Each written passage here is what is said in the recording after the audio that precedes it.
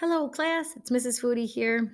I'm going to start off each day by doing a little screencastify, which is this um, video of my screen and a little face of me here. But I just want to talk about each day, what we're going to be doing, what we're going to be going through. And if we have projects for multiple days, this might not be a daily thing. But for right now, um, I'm in our Google Classroom. As you can see, if you page down, you can see yesterday I posted our handout that I gave out in class, talks a little bit about what the expectations are over the next few weeks. And when you go in there, you'll see our Google Classroom, which you're obviously in, but then also the text number and message for our remind. This way I can update you on what's due, when it's due, and when I post on our Google Classroom. Then it talks a little bit about what we're going to be talking about. And it also has my email on the bottom, just in case you would like to contact me over this time or have any questions. Then back in Google Classroom, I posted today about our distance learning plan for day one, which is Thursday, March 19th. Okay, so first we're going to be reviewing the PowerPoint that we went over about a week and a half ago. It's been a while, so just to refresh ourselves, I don't expect you to be able to do an assignment without kind of going back and looking at it. Then I also attached this screencastify because I just think it's great not just to look at the PowerPoint, but actually hear the explanations from me. I also attached the note sheet because maybe for some reason you may have lost our note sheet over time, but you should already have it filled out if you were in class the day we did it. And then lastly, attached on here is going to be the actual assignment that I'd like you to do today, Thursday, and if you don't finish it today, to try to get it done on Friday. But on Friday, I will also be having a little prompt, um, a quick question for you to answer.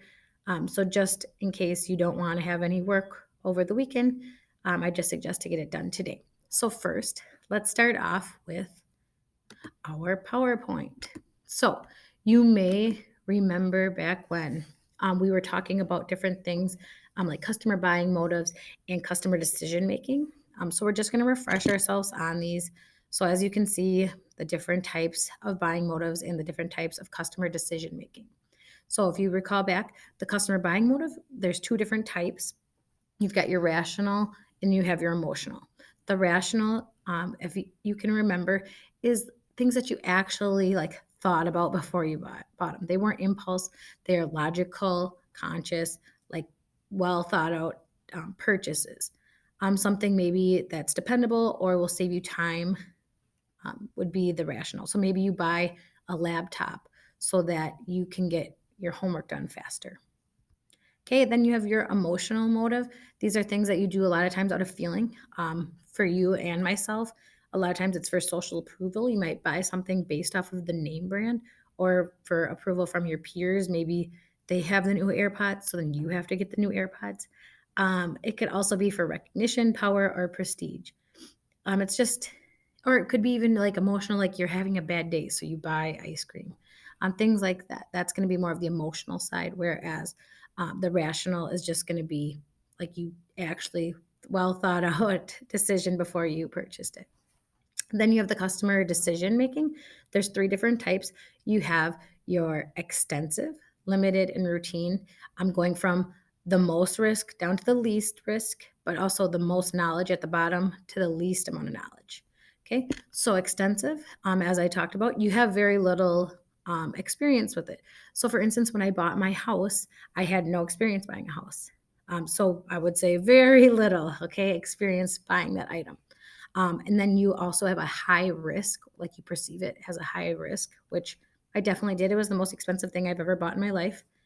And then usually it's used for expensive items. So maybe it could be a car, a boat, a house, something that you value, you see as a high value.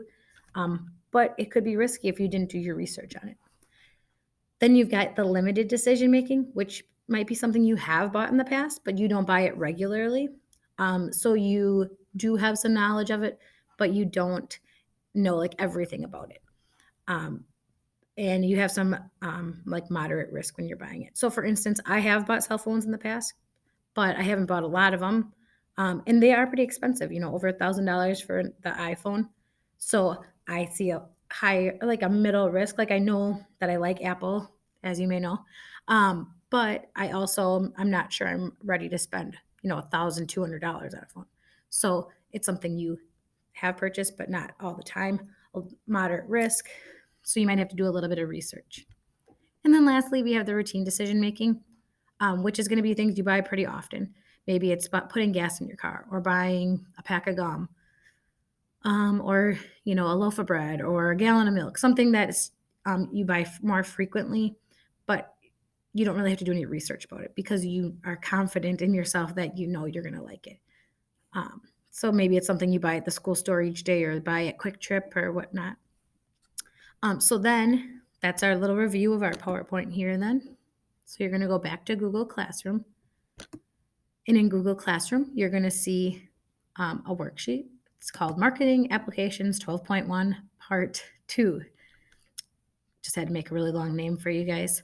But what's going to happen when you're going to go in here? You're going to have the listed at the very top, the limited, extensive, and routine buying decisions. So those are the three we just talked about. Then I want you to pick which buying decision you think is the best for that statement. So you can see Ethan buys bread for his family at his local grocery store. So I would like you to go through the list. Okay, is this limited, extensive, or routine? Okay, I would say, oh, it's a routine buying decision. Okay, and then you have to give rationale or explain why you think that. Well, I would say it's something Ethan purchases often and he has a perceived low risk for the item. So that would be full credit for question 1. Then you'll see that there are multiple questions in here. So I want you to put not only the buying decision, but I also want you to put the explanation why. Why do I want you to do this? Because my limited customer decision making might be completely different than yours. Okay, maybe the most expensive thing you ever bought is a cell phone. So your cell phone might be the extensive, whereas mine is limited. And if you want to relate these to your parents' decisions as well, because I realize that you haven't bought as many items as they have, but just go through them and do the best you can. If you have any questions, you can message me on Mariah. You can message me in an email. I'll be available during the daytime, so feel free to contact me. And then there'll be a slot right in Google Classroom for you to turn that worksheet in. And once again, I'd like you to turn that in by Friday night or before Saturday so I can get the grades in.